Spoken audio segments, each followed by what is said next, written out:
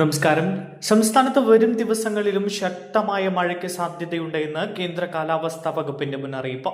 അടുത്ത 3 മണിക്കൂറിൽ കേരളത്തിൽ ഇടുക്കി, മലപ്പുറം, കോഴിക്കോട് ജില്ലകളിൽ ഒറ്റപ്പെട്ട ഇടങ്ങളിൽ ഇടിമിന്നലോടുകൂടിയ മഴയ്ക്കും മണിക്കൂറിൽ 40 കിലോമീറ്ററിൽ കൂടുതൽ വരെ വേഗതയിൽ ശക്തമായ കാറ്റിനും സാധ്യതയുണ്ട് എന്നാണ് കേന്ദ്ര കാലാവസ്ഥാ വകുപ്പ് അറിയിച്ചിരിക്കുന്നത്. ഇന്ന് 8 ജില്ലകളിൽ യെല്ലോ അലർട്ട് പ്രഖ്യാപിച്ചിട്ടുണ്ട്. തിരുവനന്തപുരം, കൊല്ലം, പത്തനംതിട്ട, ആലപ്പുഴ, കോട്ടയം, ഇടുക്കി, എറണാകുളം, തൃശൂർ ജില്ലകളിലാണ് യെല്ലോ അലർട്ട് ഉള്ളത്. നാളെ എറണാകുളം, കോഴിക്കോട്, വയനാട് എന്നീ ജില്ലകളിലും യെല്ലോ അലർട്ടാണ്. ഒറ്റപ്പെട്ട ശക്തമായ മഴയ്ക്കുള്ള സാധ്യതയാണ് പ്രവചിക്കപ്പെട്ടിരിക്കുന്നത്. 24 മണിക്കൂറിൽ 64.5 മില്ലിമീറ്റർ മുതൽ 115.5 മില്ലിമീറ്റർ വരെ മഴ ലഭിക്കുന്ന സാഹചര്യത്തെയാണ് ശക്തമായ മഴ എന്നതുകൊണ്ട് അർത്ഥമാക്കുന്നത്.